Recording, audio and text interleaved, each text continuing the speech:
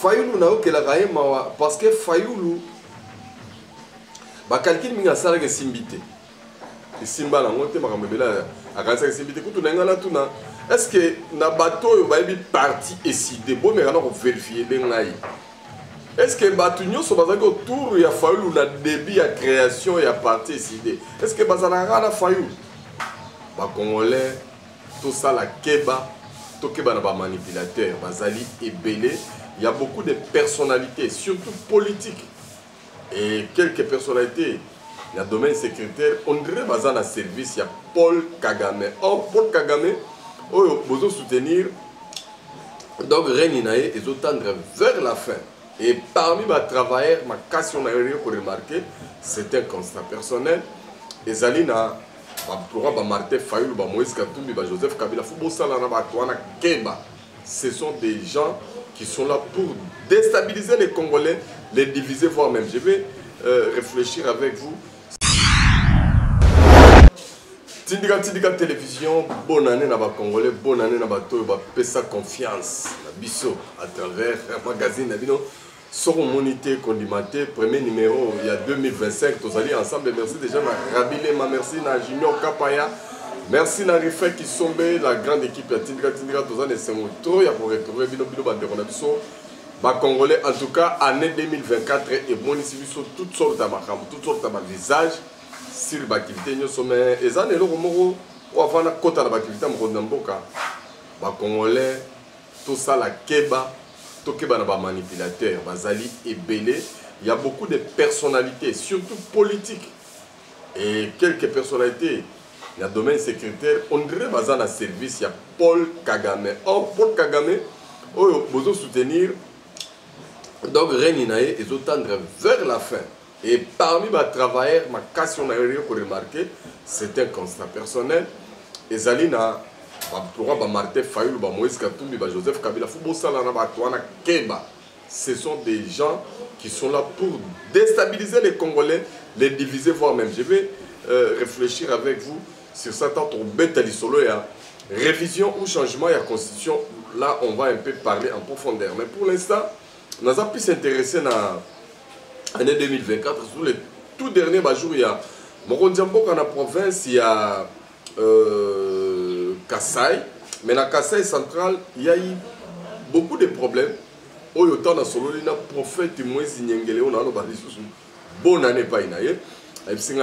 Saint Thomas Sokezali na province moro oyo président fois Tchela Maele a travaillé mais ça les a travaillé même parce que province on est dans la parmi ba province oyo et quoi accompagner na aboutissement il y a projet na yo lié na soit révision ou changement constitutionnel de province il y a Kassai central. En tout cas, il faut que moi sérieux voilà le message sur le plan spirituel aux amis destinés dans mon mais pour l'instant les lots vraiment dans l'optique la vidéo image de solo là botte déjà na maman Yohana depuis Bruxelles yende pena constant consultant la biso pour être très attentionné dans tout ça là à l'andela ka pesa ka biso pe élément très très constructif pour les autres que Congo en fait eza en marche. Alors dans la limite totale, le dernier séjour, il y a Morondambo parce que tu as une étape, il y a Mbujimai, tu as la province, tu s'es rattrapé, vraiment tu es très focalisé dans la province à Kassai, vous allez chef lié dans Chikapa, il y a eu beaucoup de choses. Ils ont saléma, ils ont encore aussi salémi. Maintenant, je arrive à Morondambo, parmi les bilans, pour ne pas trop vanter, parce que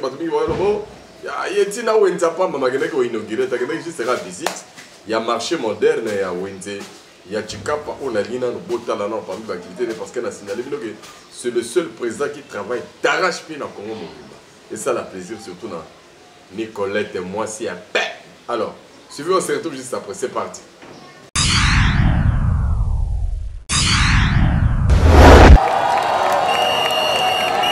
Il ne manquait plus au président Félix Tshisekedi que de vivre ces grands accueils qui lui a été réservé par le vendeur du marché moderne de Chikapa.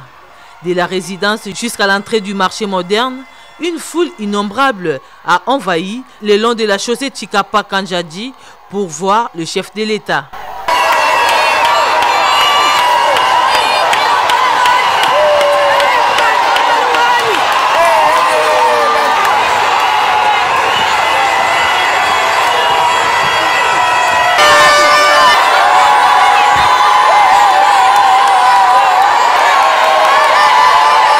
Arrivé sur le lieu, le premier citoyen de la nation a visité le marché moderne inauguré depuis 2022. Le marché comprend au total 240 étalages, 12 magasins, 10 stands et 3 entrepôts, dont 2 sont de 18 mètres carrés et un autre de 10 mètres carrés.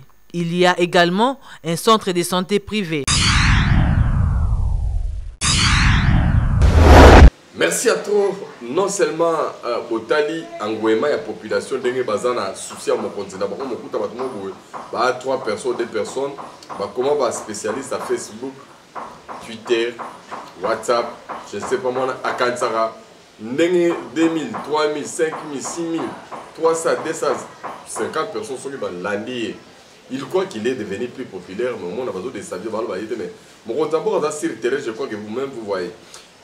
Asuka Kiwanate, chef de l'État Félix Antoine Tshisekedi Tshilombo, toujours puisque faut que savoir que Congo est allé chantier à Mnene et que Misala est allé au Salé.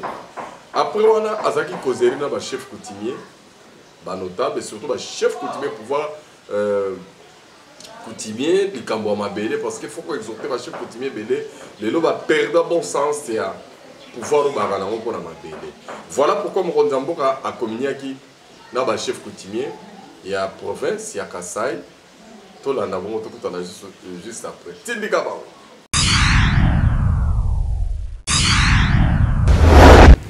Poursuivant sa mission d'itinérance à Tshikapa, dans la province du Kassai, ce lundi 30 décembre, le chef de l'État a voulu écouter les représentants de toutes les différentes couches de la population. Le premier à être reçu, c'est donc les autorités coutumières. Ils ont présenté au président de la République, Félix Tshisekedi, les préoccupations majeures de leurs entités, notamment l'installation d'un bureau de la commission consultative. Très attentif à leurs demandes, le chef de l'État a pris l'engagement de donner une suite favorable à leurs demandes. Nous avons reçu le chef de l'État en tant que le premier chef coutumier du pays.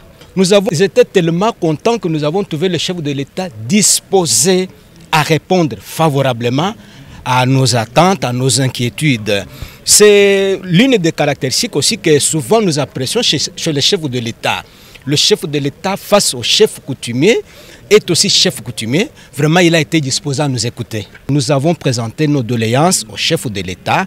Nous espérons que dans sa bonne volonté, qui a toujours été naturelle, il devra donc prendre en considération tout ce que nous lui avons présenté comme cahier de charges pour y apporter des solutions éventuelles. De leur côté, les chefs de confessions religieuses ont également présenté le tableau social de la province du Kassai.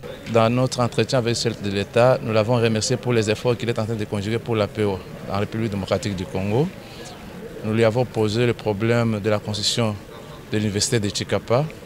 Nous lui avons posé le problème des confessions religieuses pour l'appui dans l'agriculture. Nous lui avons posé le problème des personnes vivant avec handicap. Nous lui avons remis un mémo avec un cadeau représentant les armoiries de notre pays. Nous soutenons les réformes constitutionnelles et nous sommes prêts même à participer dans la commission qu'il pourra mettre en place d'ici là. Et nous prions notre Dieu pour que la paix revienne en République démocratique du Congo. Le président de la République a dit tout mettre en œuvre afin d'apporter des réponses concrètes aux problèmes posés. Un masque Tchoko a été remis au chef de l'État par le collectif des chefs coutumiers de 5 territoires du Kassai.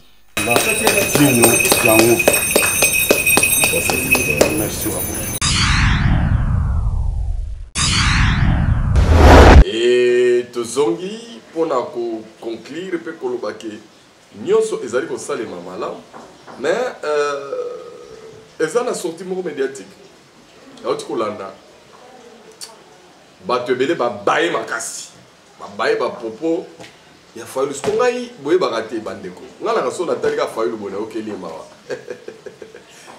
Fayulu na okela kaye mawa parce que Fayulu bakalkili mingi asalaka esimbite esimba nango te makambo ebele akanisaka esimbite kutu na nga natuna est ce que na bato oyo bayebi parti eside bomeka na kovérifie le ngai est ce que bato nyonso bazalaki autour ya Fayulu na début ya création ya parti eside est ce que bazalaka na Fayulu natunika question na ndenge mabe te mais bapropo na ye akanisaki bandeko ya grand bandundu bakoyamba ngo na esengo makasi pour que un tribal oyo à la Moussaka na 2019 oui bibino moko alingaki lamuka lisusu pour que Congolais baboma parce que ça a un avantage na bango mais tala il y a un Congolais Congolais qui va tala na TikTok oyo azali na Kikwit azali mumbunda mais il y a ces pélités na propos il y a Martin Fayulu parce que Martin Fayulu lui voit déjà sa mort s'approcher et d'où aligné tika biso tout dans déséquilibre parce que oya yelaka o alonaka tout ce qu'il avait fait comme kabal kombi kuba et simbité tout là dans le jeune congolais pour ça la plaisir na batubele oyo bazolanda biso surtout tunangai Mayayos c'est le grand commentateur Mayayos depuis quelque part vraiment on l'a biso makasi et ça là au plaisir et pourquoi pas ma grande sœur chérie Annie depuis Canada, ma grande sœur chérie Vicky depuis Matadi, Bolandarabi, c'est ça l'Arabie au plaisir, viendra tomber pour le chat. Boyoka, surtout Philippe Moussangila, il dit que mon hermano Martin Fayulu paye à quoi il y a peine à présenter à Benani va travailler, lui n'avait pas l'envie. Mais Ndeko a recadré Kitoko, tout l'endroit tout dans la juste après, c'est parti.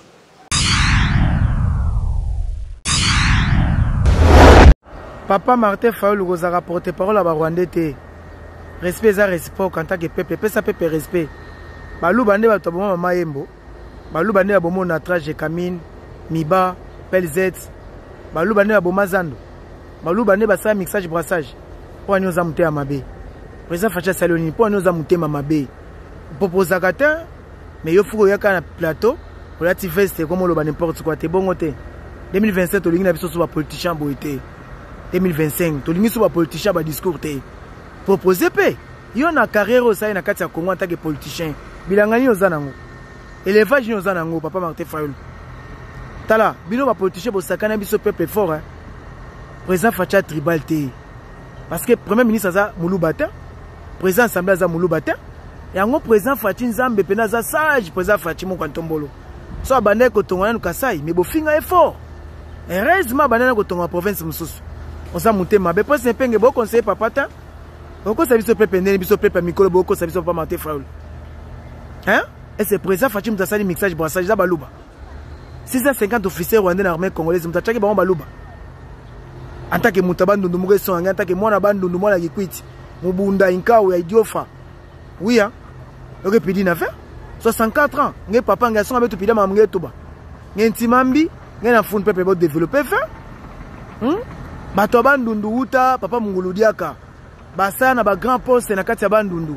et c'est ba développer bandundu ma ezate courant ezate za président Fachi oza mitema ba ta ba inara muto ngo bongota proposer biso to monde président Fachi ko ti bokonzi 6 ans tout akokufa ba soda ba mixage brassage tala ba soda ba Rwandais na kati armée oyebi to somba armée te ba pesa biso embargo mama yembo kufa na très kufa j'ai Kamine kufa yo papa Martin Fayulu les longs be fort réseau sala makeno on a très auto maman yembo tongami gratuité enseignement to zomona ngo malgré bino ba politicien boche ba calme go simba te 2025 na be kole tongami biso to moni mambo ozala bien on a monté à mabe ngenti mambia na président Facha Kabila go limbisa nani si ba Kabila bakango kuna ba na ba campagne kuna na kotansele ba beta yo vimba ah pour simpenge bo conseiller papa ko respect za réciproque on zo manquer peuple respect poni bolo ba makambo ko ya peuple baza ba ignorant non peuple aussi ba telemi to sebelo ko zo le kana mboka na biso mboko eza yo te eza nzambe era tomboli congolais moko biso to moni ke congolais baza na vision to ko soutenir ye président Facha za na vision na mutema bolingo ya mboka oyo ah botika mutema mabebe tika bebi ka bantima mbi eza mabe makasi bino ba politicien yo ntima mi bege mbi ah papa Martin Fayulu bongo te proposa pe en tant que opposant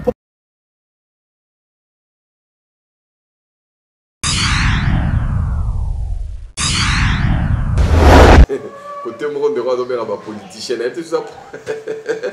c'est la première prononciation d'un politicien vraiment pas politicien au Congo on a que des politiciens nous sommes toujours sur l'activité il y a Moronzambo à Félix Antoine Tshisekedi Tshilombo Oyo à ça les belé même ça là il paraît que mon anaté par rapport à Batubele voilà pourquoi tout ça la conception sont au moniteur on matin pour que Baya Koko Sayote parce qu'il n'y a pas que Kinshasa où il y a les chantiers il n'y a pas que Mbujima il y a les chantiers, il n'y a pas que Kolwezi, il n'y a pas que Goma, Kisangani, Mbandaka et consorts.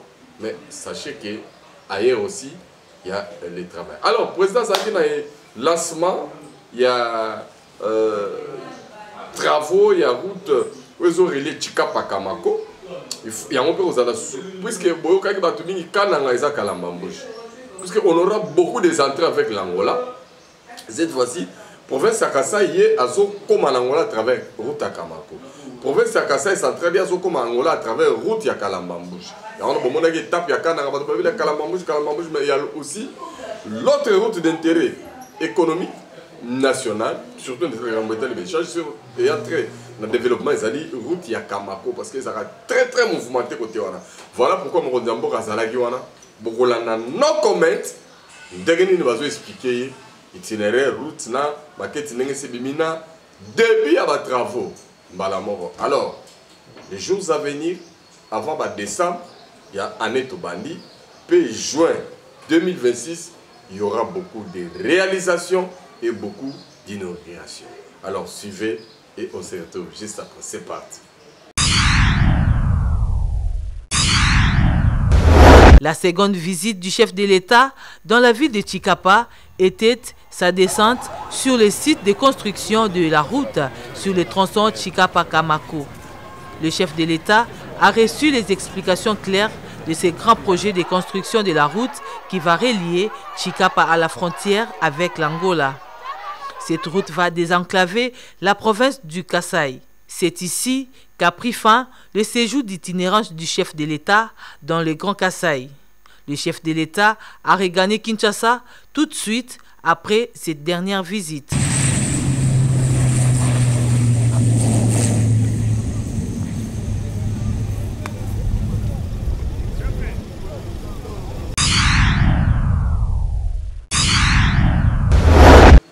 Matondo mingi na biloba na mboka bozalaki tellement ebele qu'on a biso tondi sami na sengo tolobi que message spirituel ezali bon.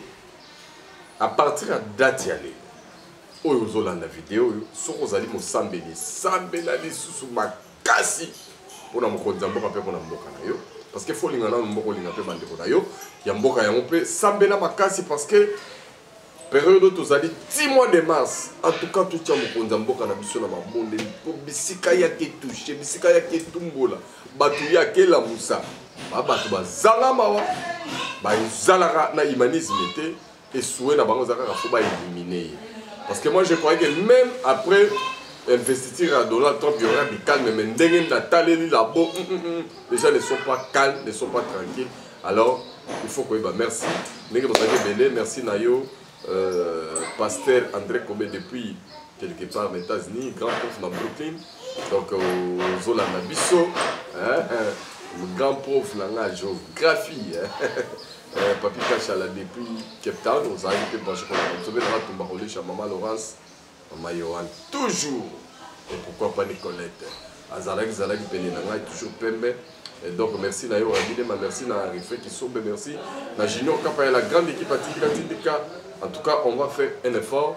Et puis, nous allons féliciter Rifé qui sont pour 100 000 cas, 100 000 abonnés. Enfin, donc, et là, vraiment, félicitations. 100 000 abonnés sur YouTube, ça vaut quelque chose. Puisque, Bandebono, Bandagina, on a une chaîne. Katana, on a 2 000 abonnés. Mais 100 000 abonnés, non, so moniteur qu'on dit matin au Saint-Thomas on a talibé na mon 100 000 ouais tindika plus de peur que de mal mais on y est maman Yohan donc merci à trop nous agiwana au Saint-Thomas le bagité bonne année bolingo ya Congo na ya ba Congolais bye bye.